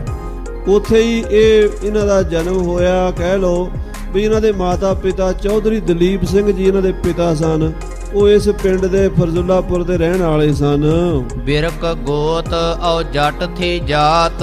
ਜੱਟਾਂ ਦੇ ਵਿੱਚ ਇੱਕ ਗੋਤ ਹੁੰਦਾ ਬਿਰਕ, ਉਹ ਵਿਰਕ ਗੋਤ ਦੇ ਸਨ ਜੱਟ ਜ਼ਿਮੀਂਦਾਰ ਭਾਈ ਸਾਹਿਬ ਕਪੂਰ ਸਿੰਘ ਜੀ, ਉਹਦੇ ਪਿਤਾ ਦਲੀਪ ਸਿੰਘ ਜੀ ਵਿਰਕ। ਵਹ ਘਰ ਸੇ ਨਿਕਸਿਓ ਸਾਹਿਤ ਕਿਤ ਖਰੀ। ਕੋਈ ਸਮਾਂ ਚੰਗਾ ਆਇਆ ਕਿ ਇੱਕ ਚੰਗੀ ਘੜੀ, ਕਹਿੰਦੇ ਆ ਵੀ ਇੱਕ ਵਾਰੀ ਜਦੋਂ ਇਹ ਕਪੂਰ ਸਿੰਘ 6 ਮਹੀਨਿਆਂ ਦਾ ਸੀ। ਕਪੂਰ ਸਿੰਘ ਦਾ ਜਨਮ 1697 ਦਾ ਹੈ, ਅੰਮ੍ਰਿਤ ਛਕਾਉਣ ਤੋਂ 2 ਸਾਲ ਪਹਿਲੇ। ਇਹਦੇ ਪਿਤਾ ਦਲੀਪ ਸਿੰਘ ਜੀ ਜਿਹੜੇ ਸਨ, ਉਹ ਆਪਣੇ ਬੱਚੇ ਨੂੰ ਲੈ ਕੇ ਆਨੰਦਪੁਰ ਸਾਹਿਬ ਗਏ ਤੇ ਉੱਥੇ 10ਵੇਂ ਪਾਤਸ਼ਾਹ ਜੀ ਦੇ ਚਰਨਾਂ 'ਚ ਮੱਥਾ ਟੇਕ ਕੇ ਆਖਿਆ, ਮਹਾਰਾਜ ਤੁਹਾਡਾ ਸ਼ੁਕਰਾਨਾ ਕਰਨ ਆਏ ਆ, ਤੁਹਾਡੀ ਕਿਰਪਾ ਨਾਲ ਸਾਡੇ ਘਰ ਪੁੱਤਰ ਦਾ ਜਨਮ ਹੋਇਆ। ਇਦਾਂ ਬੱਚੇ ਨੂੰ ਅੱਗੇ ਕੀਤਾ ਤੇ ਮਹਾਰਾਜ 10ਵੇਂ ਪਾਤਸ਼ਾਹ ਕਪੂਰ ਸਿੰਘ ਨੂੰ ਆਪਣੀ ਗੋਦੀ 'ਚ ਲੈ ਲਿਆ ਤੇ ਕਹਿਣ ਲੱਗੇ ਤੇ ਸਾਡਾ ਨਵਾਬ ਹੈ। ਇਹ ਮਹਾਰਾਜ 10ਵੇਂ ਪਾਤਸ਼ਾਹ ਦੇ ਬਚਨ ਹੋਏ ਸੀਗੇ ਤਾਂ ਹੀ ਇਹਨੂੰ ਨਵਾਬੀ ਮਿਲੀ ਹੈ। ਸੋ ਫਿਰ ਸਮਾਂ ਆਇਆ ਜਦੋਂ ਇਹ ਬੱਚਾ ਜਵਾਨ ਹੋਇਆ, ਥੋੜਾ ਜਿਹਾ ਉਡਾਰੂ ਹੋਇਆ ਤੇ ਸਿੰਘਾਂ ਨਾਲ ਰਲ ਗਿਆ। ਬਹੁਤ ਟਹਿਲ ਉਨ ਸਿੰਘਨ ਕਰੀ, ਪੰਥ ਵਿੱਚ ਆ ਕੇ ਬਾਹਲੀ ਸੇਵਾ ਕਪੂਰ ਸਿੰਘ ਨੇ ਕੀਤੀ, ਦਿਨ ਰਾਤ ਸੇਵਾ 'ਚ ਲੱਗ ਗਿਆ। ਉਸੇ ਟਹਿਲ ਤੇ ਯਹ ਪਦ ਪਾਇਓ, ਉਹ ਸੇਵਾ ਕਰਕੇ ਹੀ ਇਹਨੂੰ ਨਵਾਬੀ ਮਿਲੀ ਹੈ। ਐਡਾ ਵੱਡਾ ਰੁਤਬਾ ਪੰਥ ਨੇ ਦਿੱਤਾ ਹੈ। ਸਰਬ ਪੰਥ ਕੋ ਨਵਾਬ ਸਦਾਇਓ, ਸਾਰੇ ਪੰਥ ਦਾ ਨਵਾਬ ਸਦਾਇਆ ਕਪੂਰ ਸਿੰਘ। ਟਹਿਲ ਕਰੀ ਕਿਸ ਬ੍ਰਿਥੀ ਨਾ ਜਾਈ, ਗੁਰਬਾਣੀ ਕਹਿੰਦੀ ਸਤਿਗੁਰ ਕੀ ਸੇਵਾ ਸਫਲ ਹੈ, ਜੇ ਕੋ ਕਰੈ ਚਿਤ ਲਾਏ, ਮਨ ਚਿੰਦਿਆ ਫਲ ਪਾਵਣਾ, ਹਉਮੈ ਵਿੱਚ ਹੋ ਜਾਏ। ਕਿਸੇ ਦੀ ਵੀ ਕੀਤੀ ਹੋਈ ਸੇਵਾ ਭਾਈ ਗੁਰੂ ਖਾਲਸੇ ਜਾ ਕੇ ਕੋਈ ਸੇਵਾ ਕਰ ਲੈ, ਬਿਰਥੀ ਨਹੀਂ ਜਾਂਦੀ। ਗੁਰੂ ਘਰ ਦੀ ਸੇਵਾ ਫਲ ਦਿੰਦੀ ਹੈ। ਯਹ ਖਾਲਸੋ ਖੁਦ ਖੁਦਾ ਖੁਦਾਈ, ਨਾਲੇ ਇਹ ਤਾਂ ਖਾਲਸਾ ਪੰਥ ਖੁਦ ਖੁਦਾ ਦਾ ਰੂਪ ਹੈ। ਖਾਲਸਾ ਹੋਵੇ ਖੁਦ ਖੁਦਾ, ਜਿਵੇਂ ਖੂਬੀ ਖੂਬ ਖੁਦਾਏ। ਆਨ ਨਾ ਮਾਨੇ ਆਨ ਕੀ, ਕਿ ਬਿਨ ਸੱਚੇ ਪਾਤਸ਼ਾਹੇ। ਪੰਥ ਖਾਲਸਾ ਪਰਮੇਸ਼ਰ ਦਾ ਰੂਪ ਹੈ। ਇਹਦੇ 'ਚ ਕੋਈ ਸ਼ੰਕਾ ਕਰੇ ਤਾਂ ਉਹਦੀ ਅਗਿਆਨਤਾ ਹੈ। ਜਿਹਦੀ ਅੱਖ ਖੁੱਲੀ ਉਹਨੂੰ ਨਜ਼ਰ ਆਉਂਦਾ, ਜਿਹਦਾ ਭਰਮ ਨਹੀਂ ਮਿਟਿਆ ਉਹਨੂੰ ਤੇ ਹਰ ਗੱਲ ਤੇ ਸ਼ੰਕਾ ਹੁੰਦਾ। ਖਾਲਸਾ ਖੁਦ ਖੁਦਾ, ਇਹ ਬਚਨ ਮਹਾਰਾਜ 10ਵੇਂ ਪਾਤਸ਼ਾਹ ਨੇ ਕਹੇ ਨੇ। ਸੋ ਪੰਥ ਖਾਲਸੇ ਦੀ ਸੇਵਾ ਗੁਰੂ ਦੀ ਸੇਵਾ ਹੈ। ਦੋਹਰਾ ਏਕ ਦਿਵਸ ਇਸ ਨਵਾਬ ਕੈ ਮਨ ਮੈਂ ਆਈ ਮੌਜ, ਇੱਕ ਦਿਨ ਨਵਾਬ ਕਪੂਰ ਸਿੰਘ ਜੀ ਦੇ ਮਨ ਵਿੱਚ ਫੁਰਨਾ ਆਇਆ, ਮੌਜ ਆਈ ਕਿ ਅੱਜ ਕੋਈ ਕੌਤਕ ਕਰਕੇ ਦਿਖਾਈਏ। ਔਰ ਸਿੰਘਨ ਪੌਰਖ ਕੀਏ, ਮੈਂ ਨਿਜ ਕੀਓ ਨਾ ਕੌਜ। ਅਜੇ ਉਦੋਂ ਇਹ 20-22 ਸਾਲਾਂ ਦਾ ਸੀਗਾ ਤੇ ਇਹਦੇ ਮਨ 'ਚ ਆਇਆ ਵੀ ਕੁਝ ਨਾ ਚਮਤਕਾਰ ਕਰਕੇ ਦਿਖਾਈਏ। ਬੜੇ ਬੜੇ ਸਿੰਘ ਕਰਾਮਾਤੀ ਦਿਖਾਈ ਜਾਂਦੇ ਆ, ਕਰਾਮਾਤਾਂ ਕਰ ਕਰਕੇ, ਚਮਤਕਾਰ ਜੰਗੀ ਕੰਮ ਕਰ ਕਰਕੇ, ਸਾਕੇ ਕਰ ਕਰਕੇ, ਤੇ ਮੈਂ ਅਜੇ ਤਾਈਂ ਕੁਝ ਨਹੀਂ ਕੀਤਾ।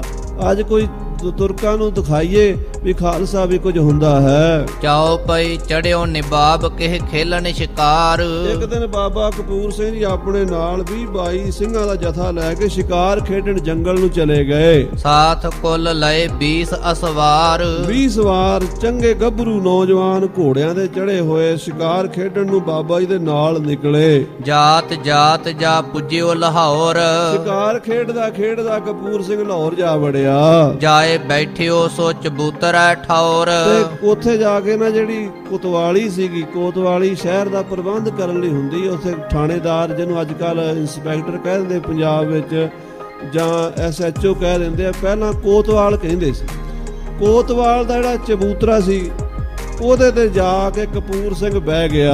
ਪਹਿਰ ਦੋਏ ਤਹ ਹੁਕਮ ਚਲਾਈ, ਕਿਸੇ ਨੂੰ ਪਤਾ ਨਹੀਂ ਲੱਗਾ ਵੀ ਇਹ ਕੌਣ ਹੈ।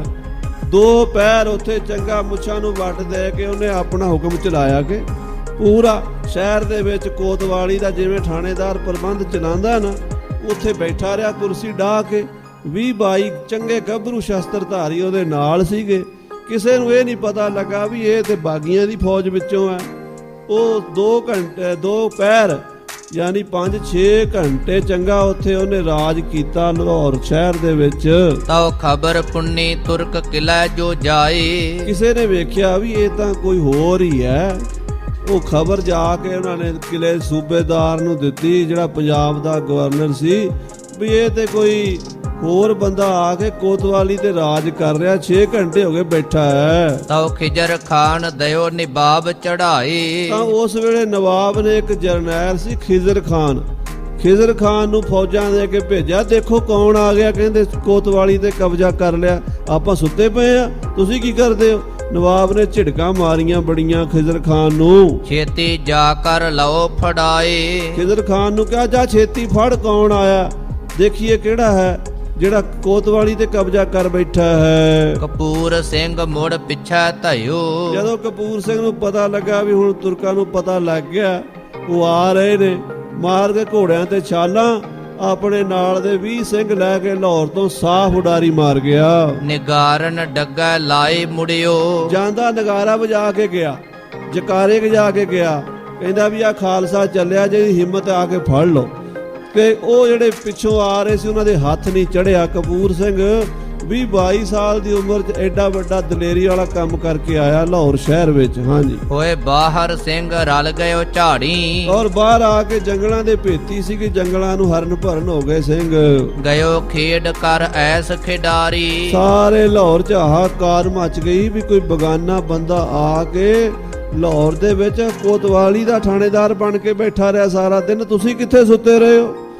ਉਹ ਸਾਰੇ ਸ਼ਹਿਰ 'ਚ ਹਾਹਾਕਾਰ ਮਚ ਗਈ ਸਿੰਘਾਂ ਦੇ ਇਸ ਚਮਤਕਾਰ ਦੀ। ਇਸੇ ਭਾਂਤ ਗਏ ਕਿਛ ਦਿਨ ਬੀਤ, ਇਸ ਤਰ੍ਹਾਂ ਖਾਲਸਾ ਜੀ ਕੁਝ ਦਿਨ ਬੀਤ ਗਏ। ਫਿਰ ਦੰਗਾ ਰਹਿ ਪੰਥ ਹਰਦਮ ਚੀਤ, ਉਦੋਂ ਖਾਲਸੇ ਨੂੰ ਹਰ ਵੇਲੇ ਦੰਗੇ ਫਸਾਦਾਂ 'ਚ ਰਹਿਣਾ ਪੈਂਦਾ ਸੀ, ਜੰਗ ਯੁੱਧ ਵਿੱਚ ਹੀ ਰਹਿੰਦੇ ਸੀਗੇ। ਘੋੜਿਆਂ ਦੀਆਂ ਕਾਠੀਆਂ ਤੇ ਘਰ ਸੀਗੇ ਉਹਨਾਂ ਦੇ। ਜੋ ਟਕਿਆਨ ਮੈਂ ਕਰੈ ਦੇਰ ਨਿਬਾਬ, ਜੇਕਰ ਕਿਤੇ ਨਵਾਬ ਕਪੂਰ ਸਿੰਘ ਜੀ ਨੂੰ ਨਵਾਬ ਅਸਲਮ ਖਾਨ ਟਕੇ ਨਾ ਭੇਜੇ, ਦੇਰ ਕਰ ਦਵੇ, ਮਾਇਆ ਨਾ ਭੇਜੇ, ਤੇ ਫੇਰ ਸਿੰਘ ਦੰਗਾ ਕਰਕੇ ਸਰਕਾਰੀ ਖਜ਼ਾਨੇ ਲੁੱਟ ਲੈਣ ਲੱਗ ਪੈਂਦੇ ਸਨ। ਸਿੰਘ ਖਾਹੇ ਲੁੱਟ ਮੁਲਕ ਸ਼ਿਤਾਬ, ਉਸੇ ਵੇਲੇ ਮੁਲਕ ਦੇ ਜਿਹੜੇ ਵੱਡੇ ਵੱਡੇ ਖਜ਼ਾਨੇ ਸਿੰਘ ਕਬਜ਼ੇ ਕਰ ਲੈਂਦੇ ਸੀ ਜਾ ਕੇ। ਸਰਕਾਰ ਫੇਰ ਹੱਥ ਜੋੜਦੀ ਸੀ, ਜੀ ਗਲਤੀ ਹੋ ਗਈ, ਛੇਤੀ ਤੋਂ ਆਪਸ ਮਾਇਆ ਭੇਜ ਦਿਆਂਗੇ।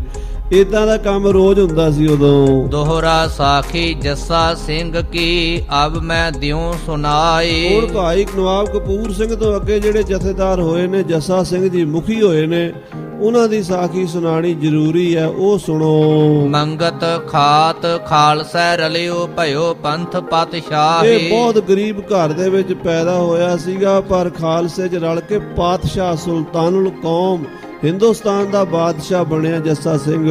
ਚਾਉ ਪਈ ਆਹਲੂ ਵਾਲੀਏ ਇੱਕ ਕੌਮ ਕਹਾਵੈ, ਆਲੂ ਵਾਲੀਆ ਇੱਕ ਕੌਮ ਕਹਾਂਦੀ ਹੈ, ਜੇ ਕਲਾਲ ਬਰਾਦਰੀ ਵਿੱਚੋਂ ਕਹਾਂਦੇ, ਅੱਜ ਕੱਲ ਉਹਨੂੰ ਆਲੂ ਵਾਲੀਏ ਕਹਿੰਦੇ ਹਨ। ਲਾਹੌਰ ਕਸੂਰਹਿ ਮੱਧ ਬਸਾਵੈ, ਇਹ ਬਰਾਦਰੀ ਜ਼ਿਆਦਾਤਰ ਲਾਹੌਰ ਤੇ ਕਸੂਰ ਦੇ ਇਲਾਕੇ 'ਚ ਵਸਦੀ, ਦਰਿਆਵਾਂ ਦੇ ਕੰਢੇ ਜ਼ਿਆਦਾ ਰਹਿੰਦੇ ਸੀ, ਸ਼ਰਾਬ ਕੱਢਣ ਦਾ ਕੰਮ ਹੋਇਆ ਕਰਦਾ ਸੀਗਾ। ਉਹਾਂ ਥੋ ਇੱਕ ਗਰੀਬ ਕਲਾਲ, ਉਹਨਾਂ 'ਚ ਇੱਕ ਗਰੀਬ ਕਲਾਲ ਸੀਗਾ, ਪੁੱਤੋ ਸਿੰਘ ਥੋ ਵਹਿ ਗੁਰ ਲਾਲ, ਪਰ ਹੈ ਸੀ ਗੁਰੂ ਘਰ ਨੂੰ ਮੰਨਣ ਵਾਲਾ, ਕਿਉਂਕਿ ਗੁਰੂ ਨਾਨਕ ਸਾਹਿਬ ਜੀ ਨੇ ਕਿਸੇ ਬਰਾਦਰੀ ਨਾਲ ਨਫ਼ਰਤ ਨਹੀਂ ਕੀਤੀ।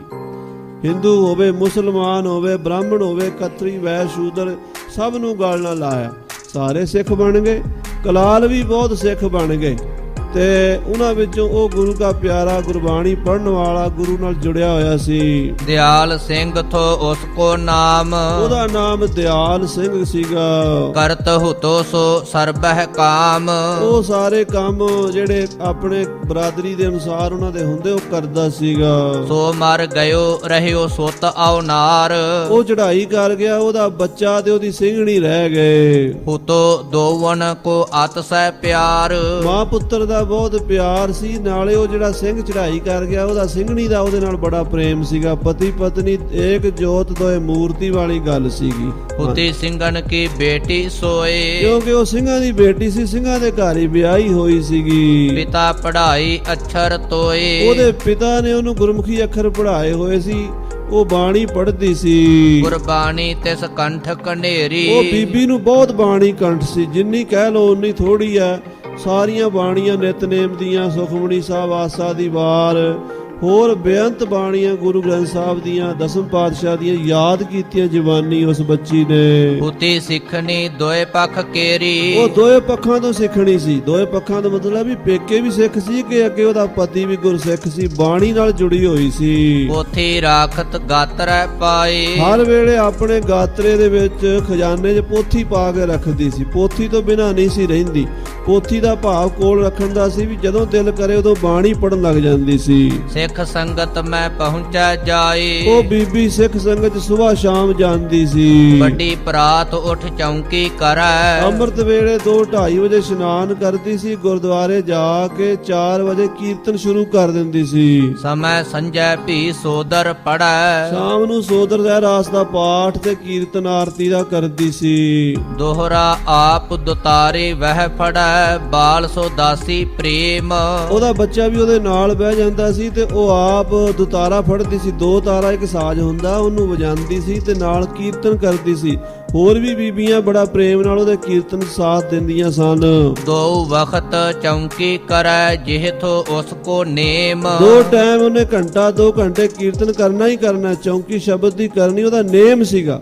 ਉਹ ਬੀਬੀ ਹਰ ਵੇਲੇ ਬਾਣੀ ਦੇ ਆਸਰੇ ਰਹਿੰਦੀ ਸੀ। ਜਾਓ ਪਈ ਜਹ ਸਿੱਖ ਸੰਗਤ ਹੋਵੇ ਜੋੜ, ਜਿੱਥੇ ਸਾਧ ਸੰਗਤ ਦਾ ਜੋੜ ਮੇਲਾ ਗੁਰਪੁਰਬ ਕੋਈ ਸਮਾਗਮ ਹੁੰਦਾ ਸੀ, ਸੋ ਸੱਦੈ ਤਿਸ ਕਰੈ ਨਾ ਮੋੜ। ਉਹਨੂੰ ਬੁਲਾਉਂਦੇ ਸੀ ਤੇ ਉਹ ਸੰਗਤ ਜਾ ਕੇ ਹਾਂ ਹੀ ਕਰਦੀ ਸੀ, ਨਾ ਨਹੀਂ ਸੀ ਕਰਦੀ, ਕੀਰਤਨ ਜ਼ਰੂਰ ਕਰਦੀ ਸੀ। ਰਾਤ ਦਿਨ ਸਕਰ ਜਾਵੇ ਤਾਹੀਂ, ਭਾਵੇਂ ਉਹਨੂੰ ਰਾਤ ਸਫ਼ਰ ਕਰਨਾ ਪਵੇ ਭਾਵੇਂ ਦਿਨ, ਉਹ ਦੇਖਦੀ ਨਹੀਂ ਸੀ, ਦੀਵਾਨ 'ਚ ਜਾ ਕੇ ਕੀਰਤਨ ਜ਼ਰੂਰ ਕਰਦੀ ਸੀ। ਕਰ ਚੌਂਕੀ ਦੇ ਸ਼ਬਦ ਸੁਨਾਏ, ਸ਼ਬਦ ਚੌਂਕੀ ਕਰਕੇ ਕੀਰਤਨ ਸੁਣਾਉਂਦੀ ਸੀ ਉਹ ਬੀਬੀ। ਹਰ ਮੇਲੇ ਜਾਵੇ ਗੁਰਦੁਆਰ, ਹਰ ਮੇਲੇ ਤੇ ਗੁਰਦੁਆਰੇ ਜਾਂਦੀ ਸੀ, ਅੰਮ੍ਰਿਤਸਰ ਤਰਨ ਤਾਰਨ ਜਿੱਥੇ ਮੇਲਾ ਹੁੰਦਾ ਸੀ ਜਾ ਕੇ ਕੀਰਤਨ ਕਰਦੀ ਸੀ। ਖੁੰਝੈ ਨਹੀਂ ਵਹਿ ਗੁਰ ਕੀ ਕਾਰ, ਗੁਰੂ ਘਰ ਦਾ ਕੰਮ ਨਹੀਂ ਸੀ ਖੁੰਝਾਉਂਦੀ, ਆਪਣੇ ਘਰ ਦਾ ਕੰਮ ਭਾਵੇਂ ਛੱਡਣਾ ਪੈ ਜਾਵੇ। ਜਹਾਂ ਖਾਲਸੋ ਲਾਏ ਦੀਵਾਨ, ਜਿੱਥੇ ਖਾਲਸੇ ਪੰਥ ਦਾ ਦੀਵਾਨ ਲੱਗਾ ਹੁੰਦਾ ਸੀ ਉੱਥੇ ਹਾਜ਼ਰੀ ਸ਼ਬਦ ਦੀ ਪੜ੍ਹਦੀ ਸੀ। ਜਾਏ ਕਰੈ ਸ਼ਬਦ ਚੌਂਕੀ ਗਾਨ, ਸ਼ਬਦ ਚੌਂਕੀ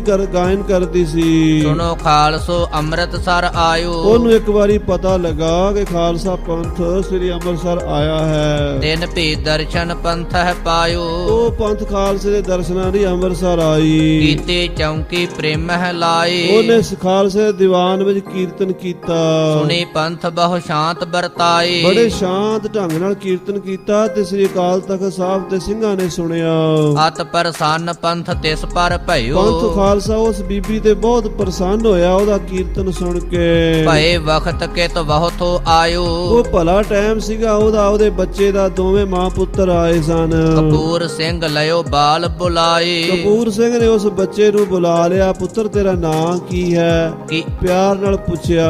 ਕੀਓ ਸਿੰਘ ਨਿਜ ਅੰਮ੍ਰਿਤ ਛਕਾਏ, ਉਹਨੇ ਕਿਹਾ ਜੀ ਮੈਨੂੰ ਜੱਸਾ ਜੱਸਾ ਕਹਿੰਦੇ ਆ। ਆ ਪੁੱਤਰ ਫਿਰ ਅੰਮ੍ਰਿਤ ਛਾਕ।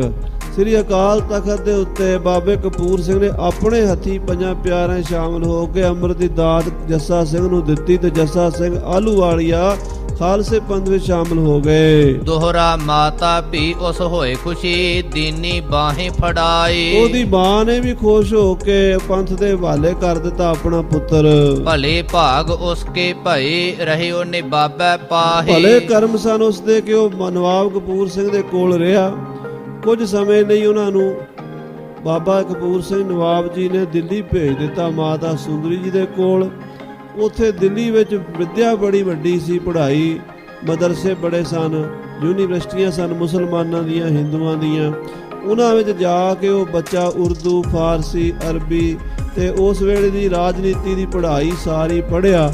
ਤੇ ਜਦੋਂ 15-16 ਸਾਲਾਂ ਦਾ ਹੋ ਕੇ ਪੰਥ ਵਿੱਚ ਆਇਆ ਤੇ ਕਪੂਰ ਸਿੰਘ ਨੇ ਫਿਰ ਉਹਨੂੰ ਆਪਣੇ ਪੁੱਤਰ ਦੀ ਤਰ੍ਹਾਂ ਪਾਲ ਕੇ ਘੋੜੇ ਨੂੰ ਦਾਣਾ ਵੰਡਣ ਦੀ ਡਿਊਟੀ ਲਾ ਦਿੱਤੀ। ਜਾਓ ਪਈ ਨਿਬਾਬ ਮਿਹਰ ਜੱਸਾ ਸਿੰਘ ਆਈ, ਨਵਾਬ ਕਪੂਰ ਸਿੰਘ ਦੇ ਮਨ 'ਚ ਬੜੀ ਦਇਆ ਆਈ ਇਸ ਬੱਚੇ ਉੱਤੇ, ਬਹੁਤ ਮਿਹਰ ਆਈ। ਦਾਨੋ ਘੋੜਨ ਕਹਿਓ ਵਰਤਾਈ, ਪੁੱਤਰ ਤੂੰ ਘੋੜਿਆਂ ਨੂੰ ਦਾਣਾ ਵਰਤਾਇਆ ਕਰ, ਡਿਊਟੀ ਲਾਈ ਜੱਸਾ ਸਿੰਘ ਦੀ। ਕਈ ਰੋਜ਼ ਉਹਨ ਕੰਮ ਚਲਾਇਆ, ਕਈ ਦਿਨ ਜੱਸਾ ਸਿੰਘ ਦਾਣਾ ਵੰਡਦਾ ਰਿਹਾ ਜੋ ਉਹਦੀ ਡਿਊਟੀ ਲਾਈ ਸੀ ਜਥੇਦਾਰ ਜੀ ਨੇ। ਅਕਸਰ ਬਾਲਕ ਲੋਕਨ ਰਵਾਇਆ, ਮਾਝੇ ਦੇ ਸਿੰਘਾਂ ਦਾ ਸੁਭਾਅ ਤੁਹਾਨੂੰ ਪਤਾ ਖੁੱਲਾ ਹੋਇਆ ਕਰਦਾ। ਉਹ ਸਿੰਘ ਫਿਰ ਨਾ ਉਹਨੂੰ ਹਮਕੀ ਤੁਮਕੀ ਕਰਕੇ ਬੁਲਾਉਣ ਲੱਗ ਪਏ। ਉਹ ਬੋਲਦਾ ਸੀ ਹਮਕੋ ਤੁਮਕੋ, ਦਿੱਲੀ ਜੋ ਪੜ੍ਹਿਆ ਸੀਗਾ ਦਿੱਲੀ ਦੀ ਬੋਲੀ ਬੋਲਦਾ ਸੀ।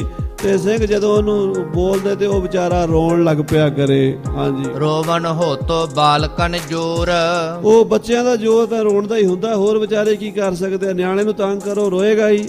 ਇਹ ਰੋਣ ਲੱਗ ਪਿਆ ਜੱਸਾ ਸਿੰਘ।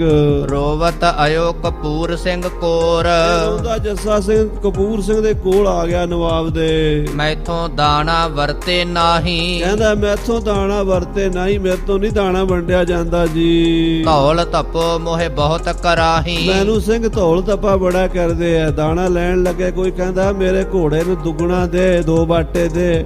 ਕੋਈ ਕਹਿੰਦਾ ਮੇਰਾ ਘੋੜਾ ਉਹ ਨਗਾਰਿਆਂ ਦੇ ਥੱਲੇ ਰਹਿੰਦਾ, ਉਹਨੂੰ ਭਾਰ ਚੁੱਕਣਾ ਪੈਂਦਾ, 1 ਬਾਟਾ ਹੋਰ ਦੇ।